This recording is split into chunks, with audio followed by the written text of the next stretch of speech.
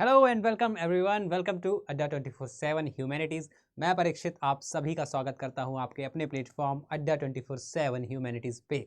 और बच्चे, आज हम पढ़ने वाले हैं सोशियोलॉजी, और सोशियोलॉजी का एक बहुत महत्वपूर्ण चैप्टर नंबर 2, जिसका नाम है बच्चे जिसका नाम है आपके सामने the demographic structure of the Indian society. यानी कि इंडियन सोसाइटी का डेमोग्राफिक स्ट्रक्चर क्या है, ये आज के चैप्टर में बच्चे हम कवर करने वाले हैं। तो बहुत मज़ा आने वाला है इस चैप्टर में, बहुत कुछ आप सीखने वाले हैं नया। और जो आपका सबसे बोरिंग सब्जेक्ट है ये अब बोरिंग नहीं रह गया, क्योंकि आपको पढ़ाने आ गए आपके अपने परीक्षित सर। और इस सब्जेक्ट को बहुत ही इंटरेस्टिंग मैं आपके सामने बनाने वाला हूँ बच्चे। तो बहुत प्यार से, बहुत बारीकी से समझेंगे इस चैप्टर को।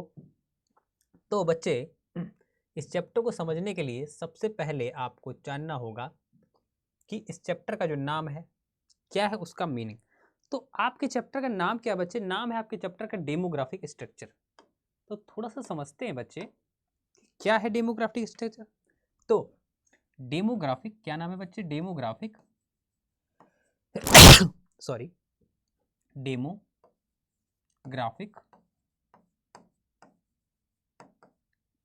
स्ट्रक्चर। तो अपन लेते हैं डेमोग्राफिक को। डेमोग्राफिक का मतलब क्या बच्चे? दो शब्द से मिलकर बना। पहला क्या है आपका डेमो, और दूसरा क्या है आपका ग्राफी। तो डेमो का मतलब यहां से बच्चा लोगों से है। क्या? लोगों से है, पीपल्स।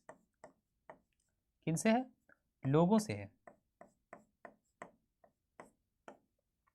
ग्राफी, ग्राफी आपने देखा होगा, बहुत आपने देखा होगा, मूवी देखी होंगी। क्या? बायोग्राफी। बायोग्राफी मतलब क्या कहते हैं? उनके जीवन का क्या पूरा अध्ययन, या उनके जीवन का क्या पूरा परिचय। पढ़ा है ना आपने? ग्राफी में सुना होगा कि उनका जो पूरा डिटेल आपको बताई जाती है। बायोग्राफी सुना होगा आपने, ऑटोबायोग्राफी कहते हैं। बायोग्राफी मतलब अपने आप, आत्मकथा। तो ग्राफी का मतलब यहाँ से क्या होता है? पूरा उनका जो है डिस्क्रिप्शन कह सकते हैं, एक तरीके से आप कह सकते हैं उनका क्या, उनका वर्ण हम जहाँ करते हैं, ठीक, उनका डिस्क्रिप्शन, उनके बारे में पढ़ते हैं, स्टडी भी कह सकते हैं आप, या आप कह सकते हैं उनका जो है डिस्क्रिप्शन पूरा हम पढ़ते हैं। क्लियर है ना ये सब? तो लोगों का क्या करना है? हमें अध्ययन करना है, लोगों का वर्ण या लोगों के बारे में पढ़ना है इस चैप्टर में। यानी इस चैप्टर में बात होगी किसकी? आपकी पॉपुलेशन की। पॉपुलेशन यानी कि आपकी जनसंख्या की, लोगों की संख्या। क्या होती है जनसंख्या? उस जनसंख्या में क्या होता है कि जनसंख्या का स्टडी, उसका स्ट्रक्चर क्या है, या किस प्रकार हम जनसंख्या को पढ़ते हैं, या क्यों पढ़ते हैं हम जनसंख्या को, क्यों हमें जानना है कि जनसंख्या कितनी है। भाई, आपको क्यों जानना है कि आपके देश में कितनी जनसंख्या है? देश को छोड़ के छोटे से आते हैं, फैमिली पे आते हैं। आपको अगर अपने फैमिली में, मान लीजिए आप कुछ खाते हैं, या आप खाना खाते हैं, आप जो भी आपका अनाज खाते हैं, या जो भी आपका जो डाइट है, जितना आपका क्या है कंजप्शन है फैमिली का, वो जानने के लिए आपको क्या जानना पड़ेगा बच्चे? आपको ये पता होना चाहिए कि आपकी फैमिली मेंबर कितने। मेंबर के हिसाब से तो आप कंजप्शन का आंकड़ा लगाते हैं। आपकी मम्मी जो रोटी बनाती है, तो कैसे बनाएंगी? उनको पता है ना कि आपके घर में मेंबर कितने, और उन रोटी कितनी कितनी खा लेते हैं। तो अगर आपके घर में 4 मेंबर है, 2-2 रोटी खाते हैं, तो 8 रोटी बना दी उन्होंने। तो क्या हुआ? ये जानना क्यों ज़रूरी है? क्योंकि हमें पता लगना चाहिए ना कितना कंजप्शन है, कितनी खपत है हमारी। तो ऐसे ही देश के बारे में भी तो जानना पड़ेगा हमें, देश में कितने लोग रहते हैं, उसमें से मेल कितने हैं, फीमेल कितने हैं, बच्चे कितने हैं, ट्रांसजेंडर कितने हैं। ये सब हमें पता करने के लिए क्या करना पड़ता है? हमें जनसंख्या या पॉपुलेशन का पता लगाना पड़ता है। ठीक है, क्या रेशियो हमारा, कितना लिंगानुपात है, कितना सेक्स रेशियो है, कितनी मेल फीमेल्स हैं, ये सब स्ट्रक्चर जानते हैं, क्या उनकी संख्या है। तो ये सारी चीज़ें जो पॉपुलेशन के बारे में हैं, वो हम यहाँ पे पढ़ेंगे। ज़्यादा पॉपुलेशन होना अच्छा है या खराब है, कम होना क्या है, ये सब चीज़ें इस चैप्टर में हम बच्चे पढ़ने वाले हैं। तो ये तो आपको, तो शुरू करते हैं बड़े शानदार तरीके से इस चैप्टर को। तो सबसे पहले क्या कह रहा है? Demography is the systemic study of population. Systemic क्या होता है? एक सिस्टम से, क्या होता है सिस्टमिक? कहते नहीं पढ़ाई करो तो सिस्टमिक करो।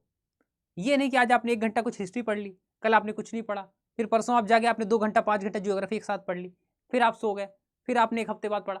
क्या है?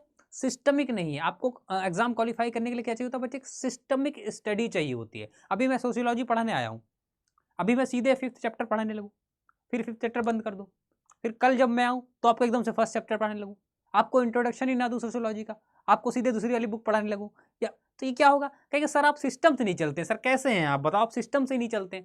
तो क्या है सिस्टमिक का मतलब? एक तरीके से, एक सिस्टम से स्टडी करना। तो इसमें क्या करते हैं, पॉपुलेशन जो होती है हमारी, पॉपुलेशन को क्या करते हैं, सिस्टम से स्टडी करते हैं, यानी सिस्टमिक तरीके से पॉपुलेशन की जो जनसंख्या होती है उसकी स्टडी करते हैं। जनसंख्या मतलब जन का मतलब होता है बच्चा पीपल, और संख्या का मतलब नंबर, तो यानी कि नंबर ऑफ पीपल्स, लोग कितने हैं, ये है आपकी जनसंख्या। तो क्या करते हैं, सिस्टमिक स्टडी करते हैं किसमें, पॉपुलेशन की। क्लियर है। फिर क्या करते हैं, the term is of Greek origin and is composed of the two words, यानी कि ग्रीक लैंग्वेज से टर्म लिया और दो वर्ड से मिलकर आपका बना है क्या, आपका बना है डेमोग्राफी। वो दो वर्ड बच्चे कौन कौन से हैं, तो दो वर्ड हैं आपके डेमोस, डेमोस का मतलब आपको क्या बताया था, पीपल, यानी डेमोस का मतलब बच्चे क्या हो गया, लोग, और एंड ग्राफी, ग्राफी का मतलब क्या है, डिस्क्राइब, क्या बताया था आपको, डिस्क्रिप्शन करना, डिस्क्राइब करना, उनका वर्ण करना, उनका वर्ण मतलब उनके बारे में पढ़ना, ये है। तो डेमो और ग्राफी से मिलकर क्या बन गया आपका, demography, implying the description of people, क्या मतलब है, लोगों के बारे में आपको पढ़ना है, लोगों के बारे में जानना है। तो चलिए, demography study the trend and process associate with population including, यानी कि डेमोग्राफी क्या स्टडी करती है, पॉपुलेशन से रिगार्डिंग, यानी कि जो पॉपुलेशन के रिगार्डिंग क्या है, जो ट्रेंड है,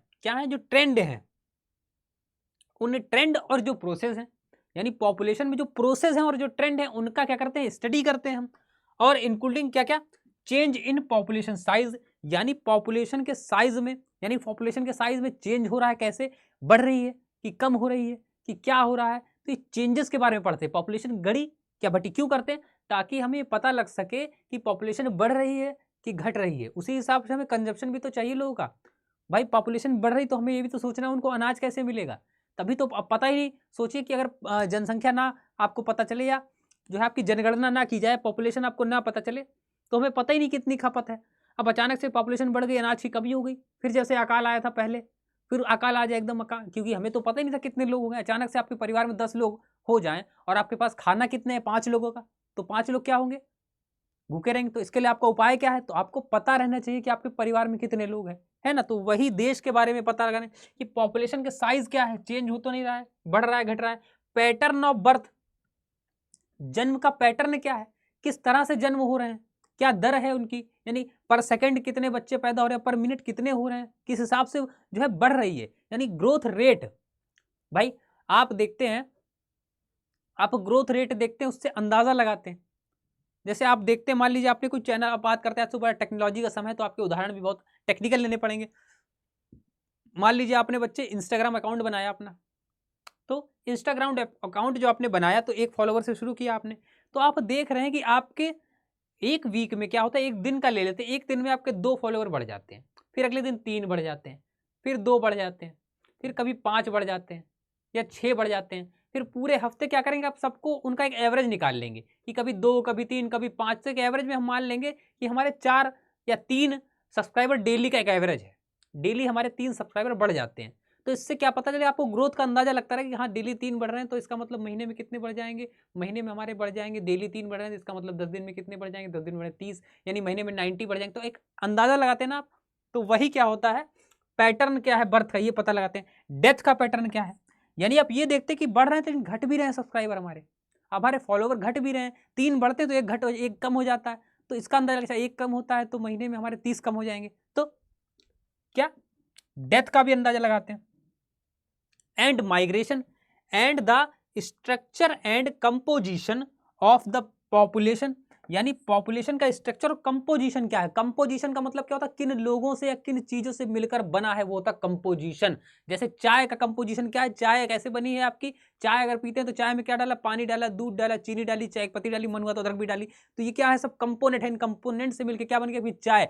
तो कंपोजिशन पढ़ते हैं पॉपुलेशन का, यानी कि कंपोजिशन पॉपुलेशन का कैसा होगा सर, पॉपुलेशन का कंपोजिशन ऐसे होगा कि बच्चे, आपकी जो पॉपुलेशन है उसमें मेल भी है, फीमेल भी है, बच्चे भी हैं, ट्रांसजेंडर भी हैं, बूढ़े भी हैं, इन सब का कंपोजिशन हो गया ना। अगर हम बच्चे बूढ़े को छोड़ दे तो जेंडर की बात करें तो मेल फीमेल और ट्रांसजेंडर तो होंगे ना। तो ये कंपोनेंट मिलकर क्या बनाया, पॉपुलेशन बनाया। तो क्या करते हैं, कंपोजिशन भी पढ़ते हैं पॉपुलेशन का।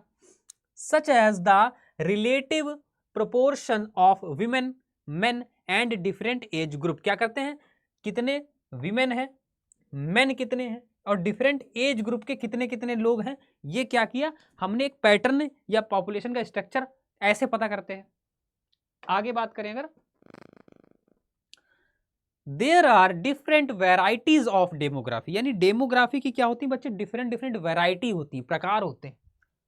Including formal demography which is a largely quantitative field. ये कैसी फील्ड है बच्चा, क्वांटिटेटिव फील्ड है। क्वांटिटेटिव फील्ड मतलब थोड़ी गणतीय है, या आप कह सकते हैं कैसी सॉरी कैसी फील्ड है बच्चे, क्वांटिटेटिव फील्ड है।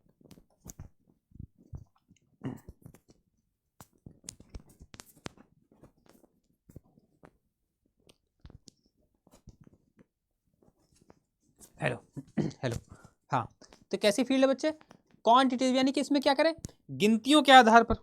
क्वांट का मतलब क्या है, मैथ, तो मैथ में क्या होती है, गिनती।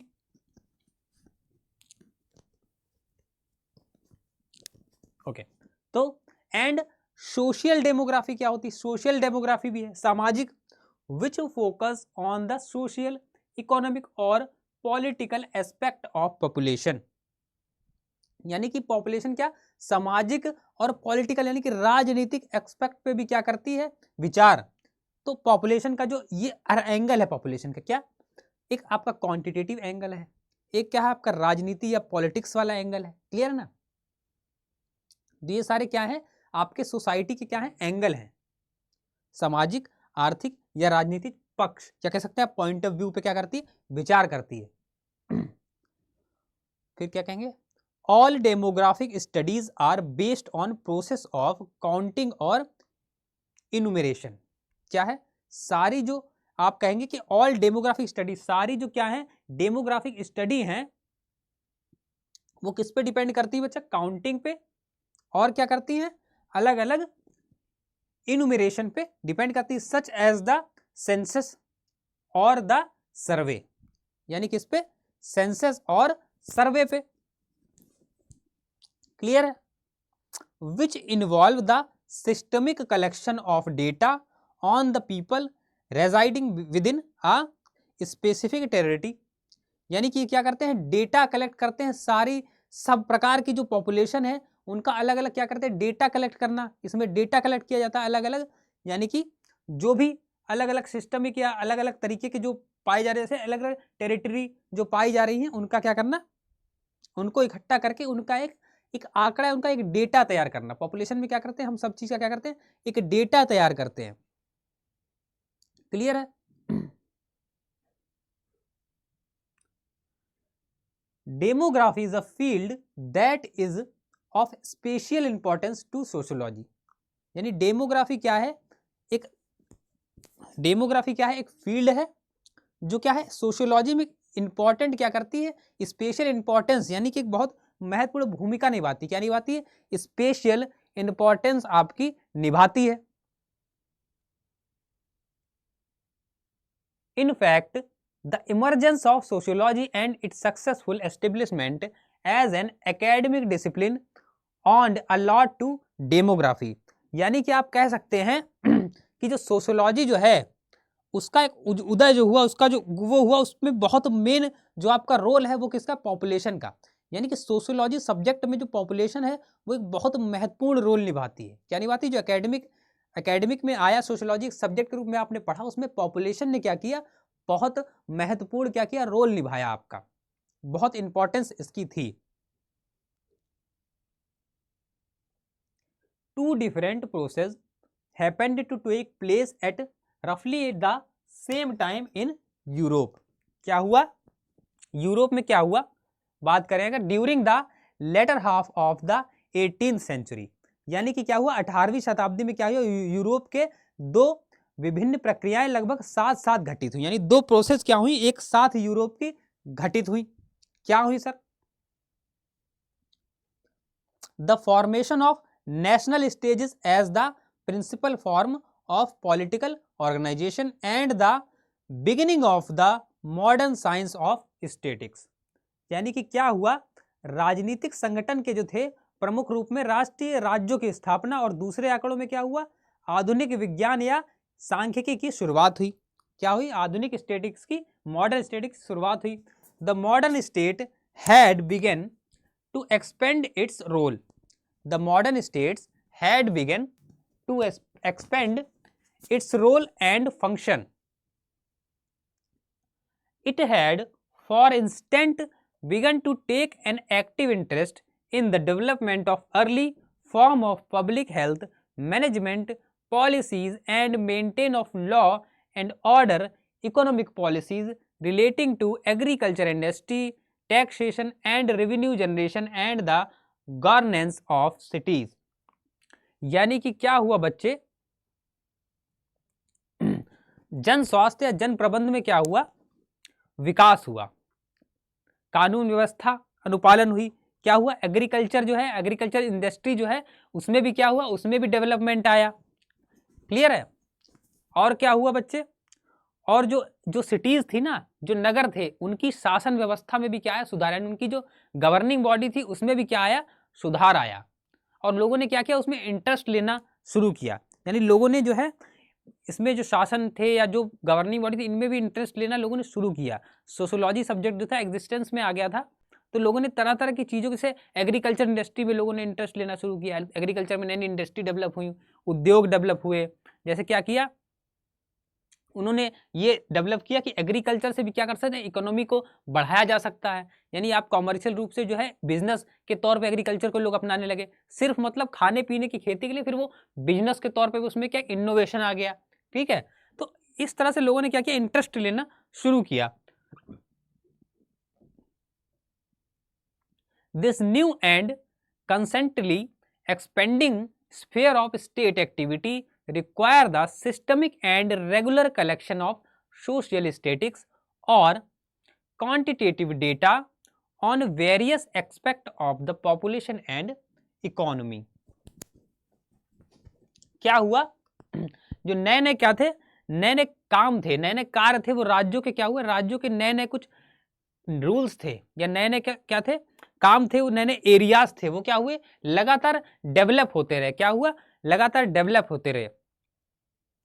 यानी कि जो आपकी पॉपुलेशन थी और जो आपकी इकोनॉमी थी उसमें क्या हुआ, उनमें एक मेंटेनेंस आने लगा। क्या हुआ, वो थोड़ा सुव्यवस्थित होने लगे। और क्या हुआ, रेगुलर रूप से क्या करने, रेगुलर रूप से क्या हुआ जो उनकी ज़रूरतें थी, उनकी नीड थी, उसको क्या किया, उसको इकट्ठा करने लगे और उसको जो है उस पर अच्छे से वर्क होने लगा। यानी क्या हुआ, उस पर अच्छे से वर्क होने लगा। क्लियर है। तो ये क्या हुआ, आपके सोशल जो थे, सोशियोलॉजी आया तो सोशल जो आपके डेटा थे, यानी जैसे पॉपुलेशन से संबंधित डेटा, भाई आपको पॉपुलेशन का भी डेटा इकट्ठा करना है ना, तो सोशल एक्सपेक्ट में जो कई सारी चीज़ें थी वो एक अच्छे लेवल पे होने लगी। यानी कि पॉपुलेशन पे बात होने लगी, उसका डेटा कलेक्ट कर रहे हैं, क्या ग्रोथ रेट है, कितना सेक्स रेशियो, इन सब पे जो है डिस्कशन होने लगा। ये सब चीज़ें जो है एग्जिस्टेंस में आपकी आने लगी धीरे धीरे।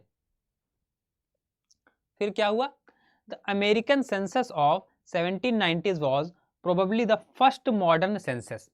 यानी कि अगर बात करें कब की, 1790 की जो क्या थी सेंसस थी, वो थी, वो सबसे पहली मॉडर्न सेंसस थी। क्या थी, सबसे पहली मॉडर्न सेंसस थी।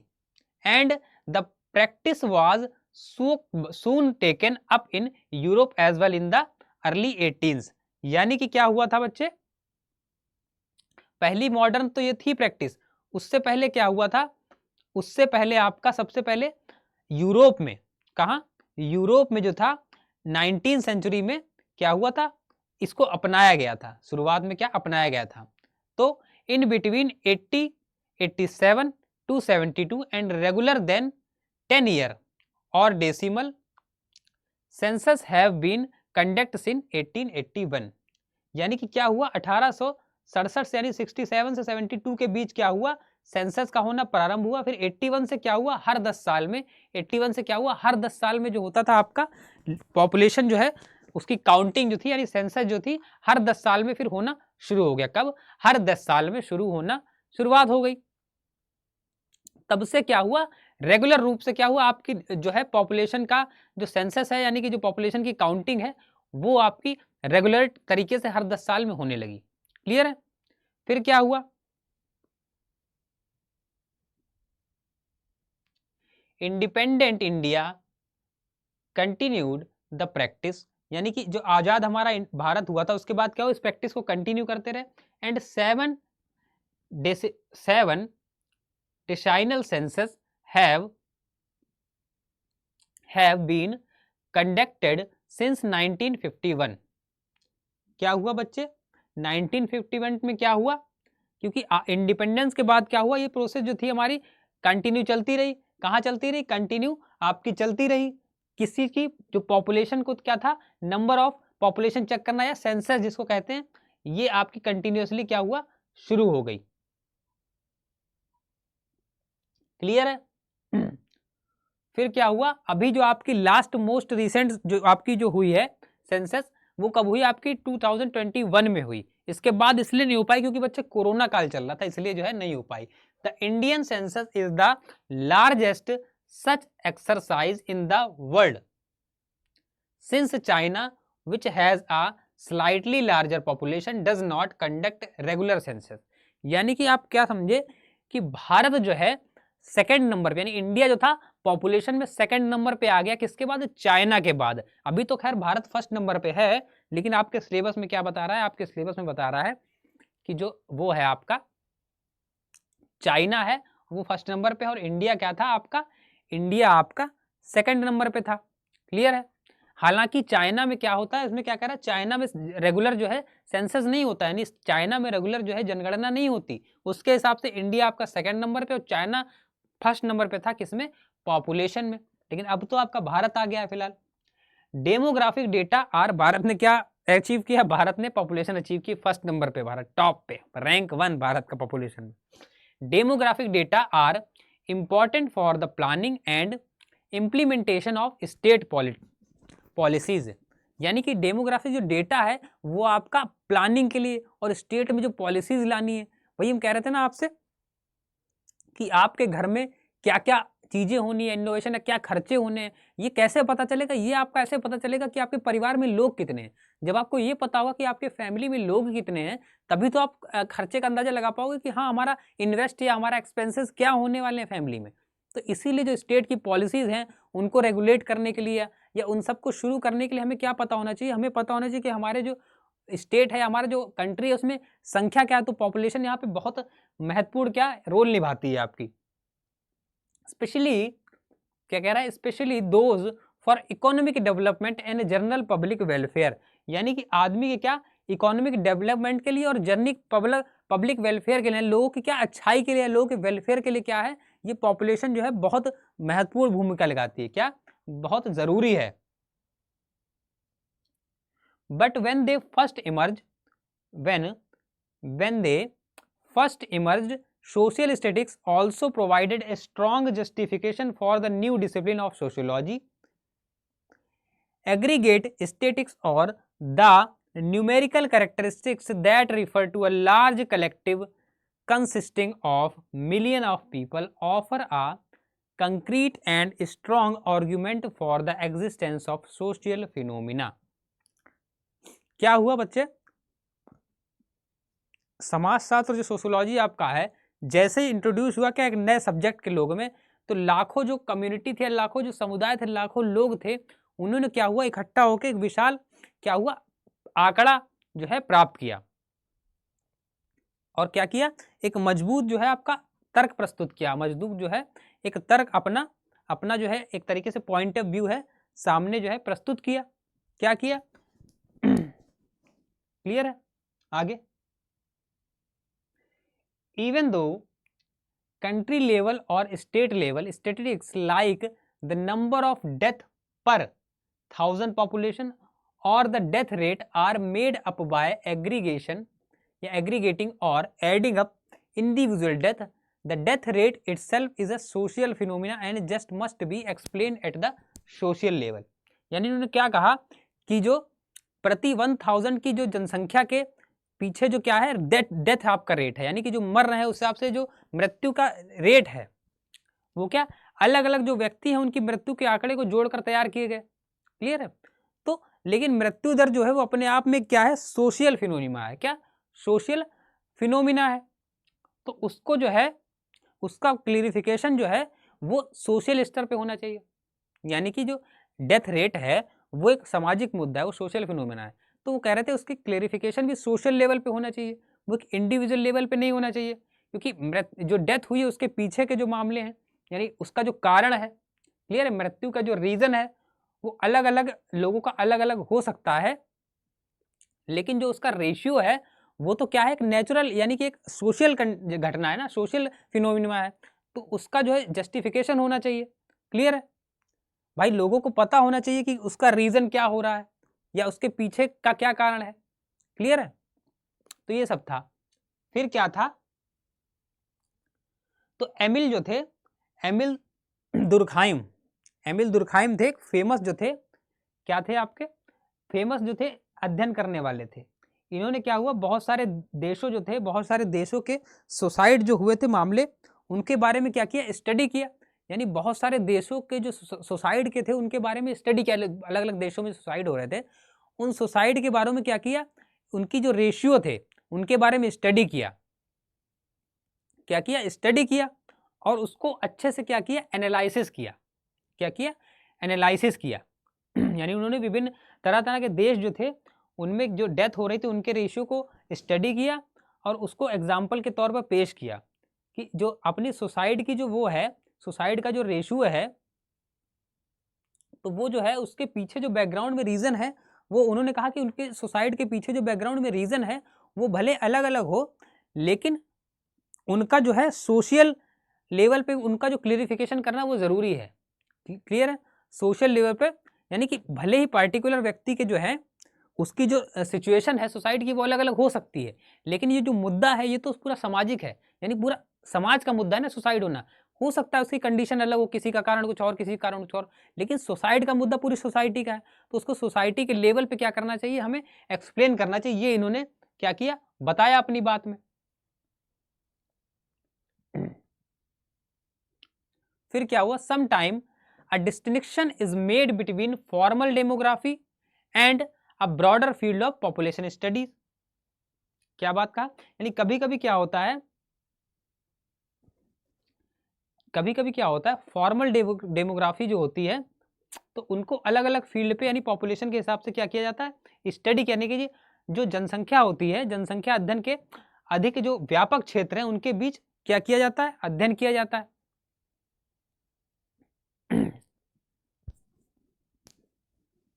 आगे क्या है, formal demography is primarily concern with the measurement and analysis of the component of population change.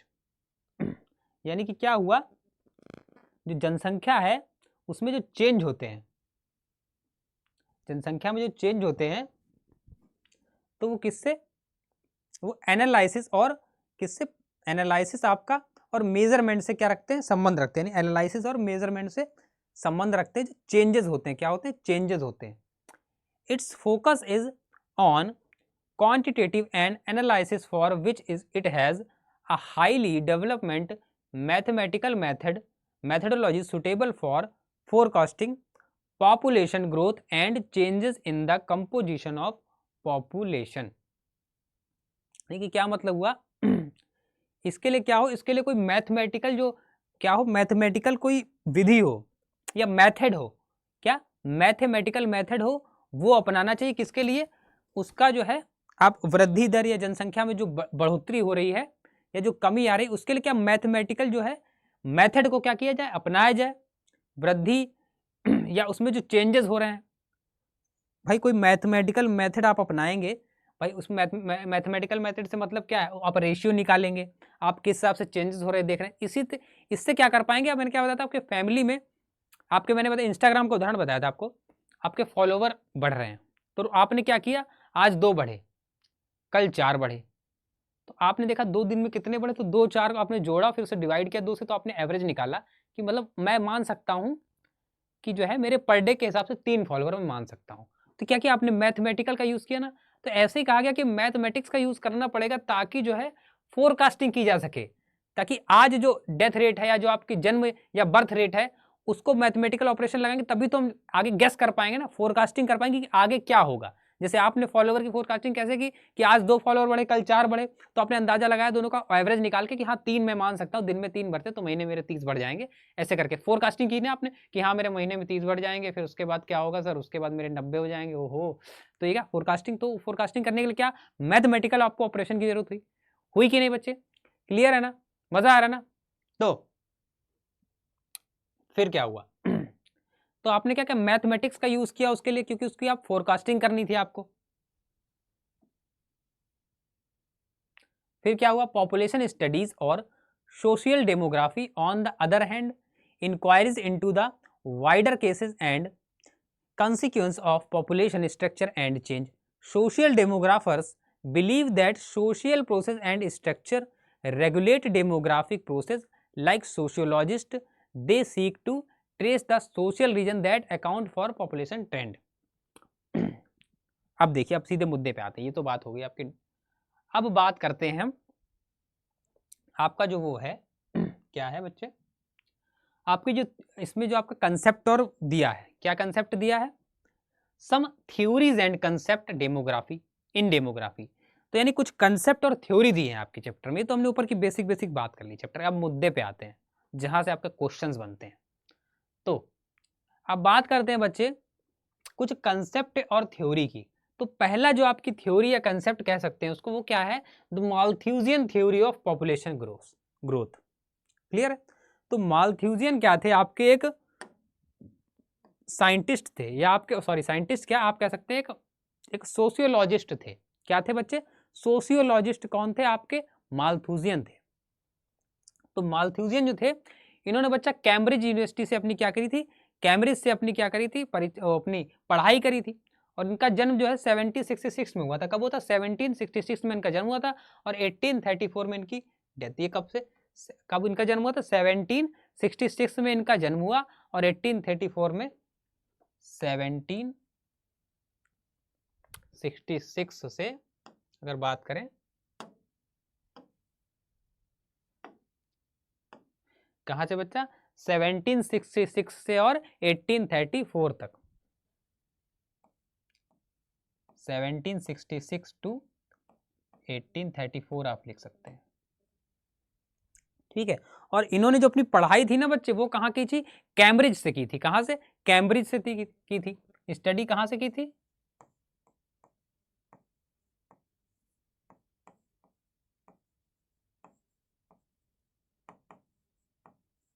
Cambridge से इन्होंने क्या की थी बच्चे? स्टडी की थी। क्लियर है?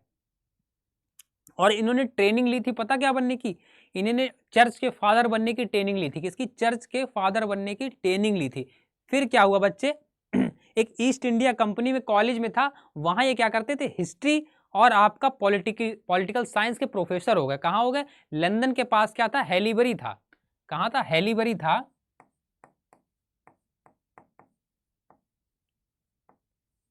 हैलीबरी में क्या हुआ बच्चे? हैलीबरी में एक क्या था? ईस्ट इंडिया कंपनी का कॉलेज था। क्या था? East India company college. क्या था?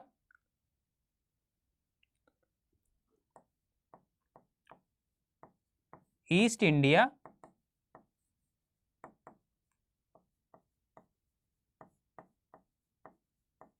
कंपनी कॉलेज था। वहां पे क्या हुआ बच्चा? ये वहां पे हो गए प्रोफेसर। और प्रोफेसर जब हो गए तो क्या? हिस्ट्री और पॉलिटिकल साइंस पढ़ाने लगे। क्या हुआ? कॉलेज में क्या हो गए आपके? प्रोफेसर हो गए।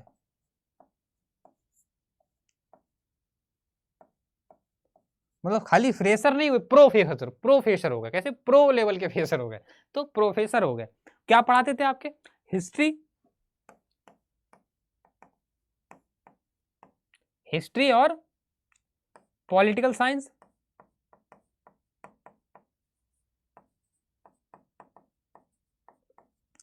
अब इनको प्रोफेसर क्यों? क्या प्रो लेवल पता क्यों लगा इनके आगे?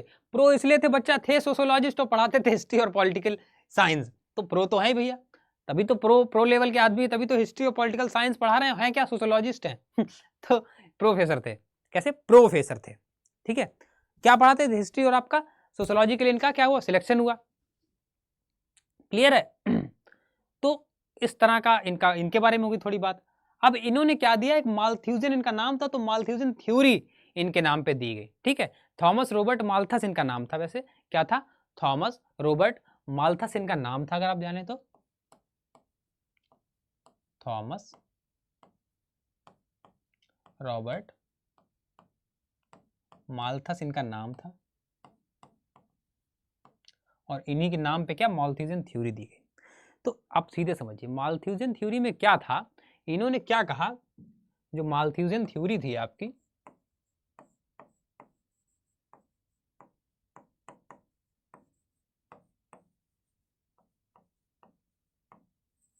इन्होंने इसमें क्या कहा बच्चे, ये अंकल जी बोले, माल्थुसी अंकल अपने क्या बोले, इन्होंने कहा भैया ऐसा है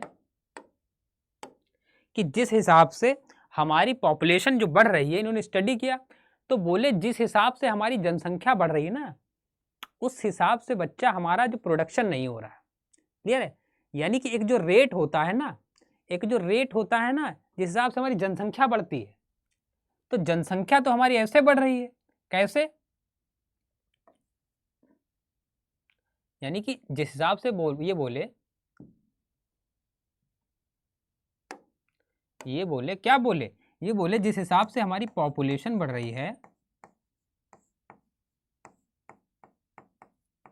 यानी पॉपुलेशन जो है जिस हिसाब से हमारी ग्रोथ कर रही है, उस हिसाब से हमारा फूड प्रोडक्शन नहीं है भैया। क्या है? फूड प्रोडक्शन नहीं है,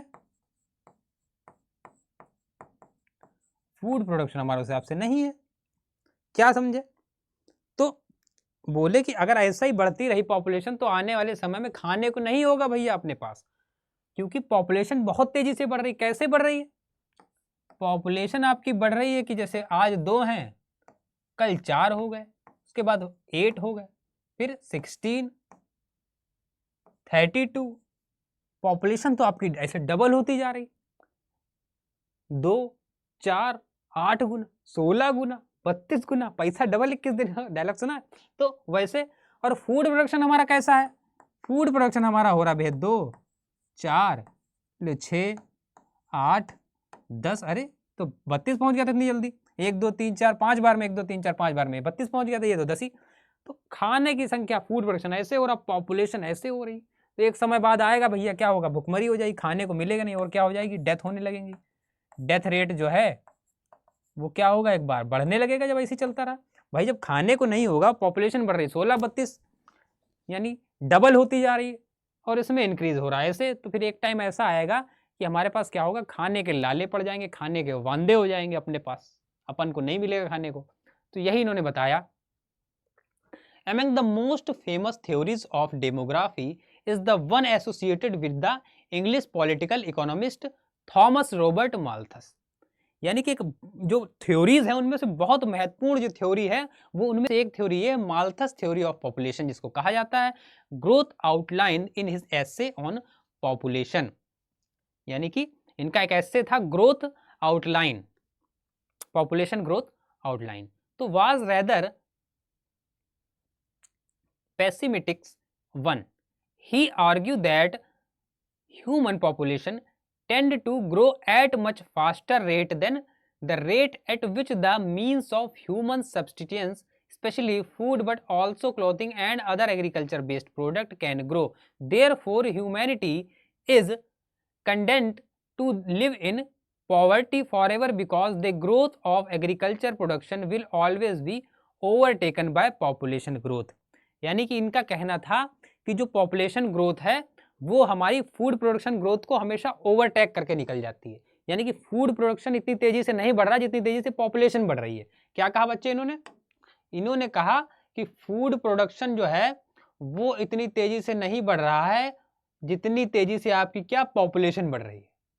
यानी कि अगर देखें तो आपका क्या फूड प्रोडक्शन बढ़ रहा है धीरे धीरे धीरे धीरे धीरे, और पॉपुलेशन कैसी बढ़ रही है आपकी धीरे धीरे धीरे धीरे धीरे धीरे धीरे। क्या समझे? तो इन्होंने कहा एक टाइम ऐसा आएगा तो चीरती निकल जाएगी और किसको।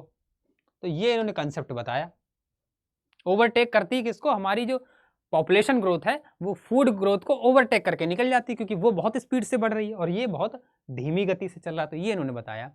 While population rises in geometric progress, ये जो प्रोग्रेस है कौन सी, जियोमेट्रिक प्रोग्रेस से बढ़ रही है, और एग्रीकल्चर प्रोडक्शन कैसे बढ़ रहा है? आपका अर्थमेटिक प्रोग्रेस से बढ़ रहा है 2 4 6 8। यानी आपको क्या बताया था मैंने? ये जो आपकी पॉपुलेशन है ये कैसे बढ़ रही है बच्चे? ये आपके जियोमेट्रिक से बढ़ रही है। कैसी? जियोमेट्रिकल तरीके से बढ़ रही है। और ये आपकी फूड प्रोडक्शन ये अर्थमेटिकली बढ़ रही है। कैसी? अर्थमेटिकली। यानी 2 4 6 8 ये 2 4 8 16 ऐसे बढ़ रही है। तो यही इन्होंने बताया बड़े प्यार से। क्या एग्रीकल्चर प्रोडक्शन कैसे बढ़ रहा है? अर्थमेटिकली बढ़ रहा है। और पॉपुलेशन कैसे बढ़ रही है? जियोमेट्रिकली बढ़ रही है। यही इनका कंसेप्ट था। तो because population growth always outstrip growth in production of substances resource, the only way to increase prosperity is by controlling the growth of population। बोले कि अंकल जी बोले कि ऐसा अगर चलता रहा तो आने वाले समय में क्या होगा बच्चे? खाने के वांदे हो जाएंगे, भूखमरी आ जाएगी, क्योंकि पॉपुलेशन बहुत स्पीड से बढ़ रही है और फूड प्रोडक्शन इतनी स्पीड से नहीं बढ़ रहा है। ये बहुत गैप है, ये गैप इतना बढ़ जाए कि लोग भूख से मरने लगेंगे और डेथ के रेट ज़्यादा बढ़ जाएंगे। इसका सिर्फ एक ही चारा है। सर क्या चारा है इसका? तो एक ही चारा कि पॉपुलेशन पे कंट्रोल किया जाए।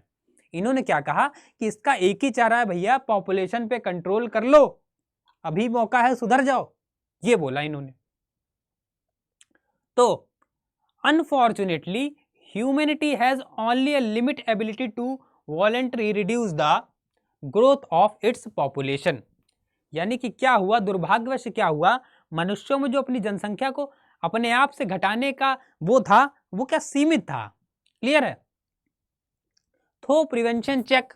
अब प्रिवेंटिव चेक क्या होता? प्रिवेंटिव चेक, तो प्रिवेंटिव चेक का मतलब था बच्चे कि अपने आप जो अपने हाथ में। प्रिवेंटिव चेक का मतलब दो तरीके से था, एक था प्रिवेंटिव चेक, एक था पॉजिटिव चेक। क्या था? एक था आपका प्रिवेंटिव चेक, एक प्रिवेंटिव था, और एक क्या था बच्चे? पॉजिटिव था।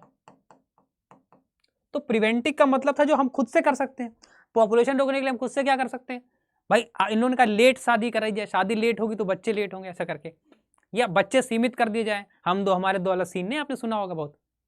ठीक है, तो ये हो गया प्रिवेंटिव। पॉजिटिव का मतलब था नेचुरल चीजें, नेचुरल तरीके से। जैसे क्या था? प्रिवेंटिव चेक का था सच एज पोस्टपोनिंग मैरिज, यानी मैरिज क्या करें? लेट करें। ठीक है, प्रैक्टिसिंग सेक्सुअल अबिस्टेंसेस और सेलिबेसी। क्लियर है? यानी जैसे ब्रह्मचर्य का पालन करना।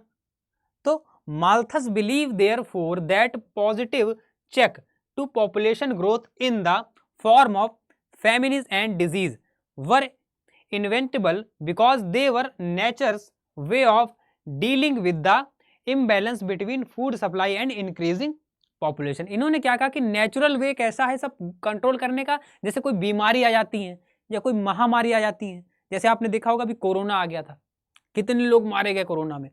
तो इनका क्या माना था कि नेचुरल वे होते हैं पॉपुलेशन कंट्रोल करने के। जब ह्यूमन जो होता है अपनी मर्जी से बाज नहीं आता, तो क्या नेचुरल वे आ जाते हैं पॉपुलेशन। तो नेचुरल में क्या? महामारी सॉरी, या क्या होता है बच्चे? बीमारियां आ जाती हैं। तो इनसे क्या होता है? मजबूरन लोगों की संख्या, डेथ बढ़ने लगती है, तो पॉपुलेशन मजबूरन रुकती है। यानी आदमी नहीं बाज आता तो प्रकृति फिर आना पड़ता है, प्रकृति को, नेचर को। ये क्या करती है? कुछ ऐसी चीजें लेके आती है जिससे क्या होता है, फिर मजबूरन जो डेथ होती है वो ज्यादा होती है और लोगों की पॉपुलेशन क्या घटती है फिर। क्योंकि भाई एक बैलेंस करना जरूरी है। फूड प्रोडक्शन और पॉपुलेशन में बैलेंस कैसे होगा? या तो आप खुद रोके जनसंख्या, तो फिर नेचर रोकेगा, नेचर रोकेगा तो बहुत बड़ी लात मारता है। नेचर क्या करता है? बहुत बुरी मारता है। तो Malthus theory was influential for a long time. Clear है? तो माल्थस का जो सिद्धांत था वो बहुत लॉन्ग टर्म के क्या रहा? बहुत इफेक्टिव रहा, लॉन्ग टर्म, लंबे समय तक इफेक्टिव रहा ये माल्थस का जो था सिद्धांत। But is was also challenged by theorists who claim that economic growth could outstrip population growth. However, the most effective refutation of his theory was provided by the historical experience of European countries। यानी क्या हुआ? जैसे क्या हुआ कुछ विचारक थे या कुछ जो थिंकर थे, उन्होंने क्या किया? इसका विरोध भी किया। वो मानते थे कि जो इकोनॉमिक है क्या है, वो मानते थे जो आपकी इकोनॉमिक ग्रोथ है, क्या है? जो आपकी इकोनॉमिक ग्रोथ है वो क्या हो सकती है? वो आपकी पॉपुलेशन से ज्यादा हो सकती है। यानी बहुत सारे थिंकर ने भी माना कि आपकी इकोनॉमिक ग्रोथ है उसको पॉपुलेशन से ज्यादा क्या कर सकते हैं? बढ़ा सकते हैं। क्लियर है। तो उनके सिद्धांत जो थे उनका क्या किया, यूरोपीय देशों ने क्या किया, उसको ब्रेक करना चालू कर दिया, उनका खंडन करना चालू कर दिया। फिर क्या हुआ, the pattern of population growth begin to change in the letter half of 19th century.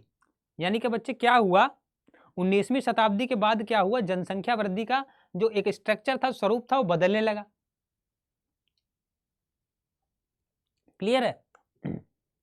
And by the end of the first quarter of the 20th century these change were quite dramatic. क्या हुए, change जो है वो dramatic होने लगे। Birth rate had declined. क्या हुआ, birth rate जो है वो आपका वो घटने लगा। And outbreak of epidemic disease were being controlled. यानी कि आपका जो बर्थ रेट था बच्चे, आपका जो बर्थ रेट था उसमें क्या हुआ, उसमें घटने को देखने को मिल गया। और जो आपकी डिजीजेस थी उनको कंट्रोल किया जाने लगा। क्या, एपिडेमिक जो थी उनको क्या हुआ, कंट्रोल किया जाने लगा। तो माल्थस प्रेडिक्शन वर प्रूवन फॉल्स। अब माल्थस का प्रेडिक्शन क्या हुआ भैया, ये गलत साबित होने लगा। क्या हुआ, गलत साबित कर दी गया भाई, रेट भी घटा दिया उन्होंने, डिजीज भी कंट्रोल कर ली, तो क्या माल्थस का जो प्रेडिक्शन था वो क्या हुआ, गलत साबित हो। Because both food production and standard of living continue to rise despite the rapid growth of population. यानी कि क्योंकि जनसंख्या जो थी वो तेजी से बढ़ने के बावजूद भी क्या हुआ, फूड प्रोडक्शन जो है लगातार प्रोग्रेस करता रहा। यानी कि जनसंख्या इतनी बढ़ रही थी तब भी क्या हुआ, फूड प्रोडक्शन बहुत अच्छे से प्रोग्रेस करने लगा, डिजीज को कंट्रोल कर लिया, बर्थ रेट घटा दिया। अब क्या हुआ, माल्थस की जो थ्योरी थी वो थोड़ी सी डगमगाने लगी भैया। फिर क्या हुआ, Malthus was also criticised by liberal and Marxist scholars for asserting that poverty was caused by population growth। यानी माल्थस की जो थ्योरी थी, ये जो माल्थस के क्या थे बच्चे, सिद्धांत थे, उनको और भी जो लोग थे उनको द्वारा, और भी जो मार्क्सवादी थे उनके द्वारा क्या, उनकी क्रिटिसाइज करने लगे, उनको क्या करना, आलोचना करने लगे। क्या बोले कि गरीबी का कारण या जो पॉवर्टी का कारण है वो पॉपुलेशन ग्रोथ नहीं है। उन लोगों का कहना था कि माल्थस भैया ऐसा है, गरीबी कारण पॉपुलेशन ग्रोथ नहीं है, आप जो कह रहे थे वो सही नहीं है। तो क्रिटिसाइज करने लगे, क्या कहने लगे, क्रिटिसाइज करने लगे। The critics argue that problem like poverty and starvation were caused by the unequal distribution of economic resource rather than by population growth. उन्होंने क्या कहा कि जो समस्याएं हैं जनसंख्या वृद्धि के बजाय क्या है, जो इकोनॉमिक आपके संसाधन हैं उनका क्या असमान वितरण के कारण होते हैं, उनका रेगुलर जो वितरण इरेगुलर वितरण है उसके कारण क्या हो रहा है, उसके कारण है, ना कि आपका पॉपुलेशन कारण, ऐसा कहा गया। तो an unjust social system allow a wealthy and privilege minority to live in luxury while the vast majority of the people were forced to live poverty. यानी क्या हुआ, अन्यायपूर्ण आपकी सामाजिक व्यवस्था कारण कुछ थोड़े समय में या संपन्न लोग जो थे वो जीवन का आनंद लेते हैं, और जो माइनॉरिटी हैं, यानी क्या कहा उन्होंने, जो संपन्न लोग हैं जो पहले से सब सेट हैं वो जीवन का आनंद लेते हैं, जो माइनॉरिटी हैं उनको बेचारों को गरीबी हाथ में जीना है, उनको पॉवर्टी का सामना किसे करना पड़ता है, जो माइनॉरिटी है। और बाकी जो है वो क्या होते हैं, वेल्दी प्रिविलेज जो है वो क्या होते हैं, अच्छी लग्जरी लाइफ जीते, और जो माइनॉरिटी हैं उनको क्या करना पड़ता है, सामना करना पड़ता है आपकी गरीबी का, ऐसा कहा गया। क्लियर है ना। तो ये अब आज हमने क्या पढ़ा बच्चे, एक कंसेप्ट आपका पढ़ लिया, माल्थस की जो थ्योरी थी या माल्थ्यूजियन कंसेप्ट आपका जो था उसके बारे में हमने थोड़ा पढ़ा। क्लियर, क्या है माल्थ्यूजियन कंसेप्ट जो है वो क्या है, ये हमने आज की क्लास में जाना और थोड़े बेसिक्स जाने। इसके आगे की जो प्रोसेस है, इसके आगे की जो बातें हैं वो आपसे करेंगे बच्चे नेक्स्ट क्लास में। आई होप आपको जो है माल्थ्यूजियन कॉन्सेप्ट आज समझ में आया होगा कि क्या माल्थ्यूजियस का कहना था या क्या कंसेप्ट था इनका, क्या था कंसेप्ट बच्चे। इनका कहना सिर्फ इतना समझिए, ये इनका जो कंसेप्ट था वो इतना सा, इनका मेथड जो था, इनकी जो थ्योरी थी उसका कहना ये था कि हमारी जो जनसंख्या जिस स्पीड से बढ़ रही है उस स्पीड से हमारी फूड प्रोडक्शन नहीं बढ़ रही है। यानी जनसंख्या कैसे बढ़ रही है आपकी, 2, 4, 8, 12, 8, 16, 32, और फूड प्रोडक्शन कैसे बढ़ रहा है, 2, 4, 6, 8। यानी जिस स्पीड से जनसंख्या बढ़ रही है उस स्पीड से फूड प्रोडक्शन नहीं बढ़ रहा है। इन्होंने क्या कहा, जिस स्पीड से आपकी जनसंख्या बढ़ रही है उस स्पीड से आपका फूड प्रोडक्शन नहीं बढ़ पा रहा है। क्लियर है, ये था इनका कहने का मतलब। तो आई होप आपको जो चीजें हैं समझ में आई होंगी बहुत अच्छे तरीके से। इसके आगे की बात करेंगे बच्चे नेक्स्ट वीडियो में। तब तक के लिए अपना ध्यान रखिए और वीडियो को लाइक शेयर अगर कर दीजिए अगर आपको पसंद आती हो। तब तक के लिए मिलते हैं। जय हिंद साथियों।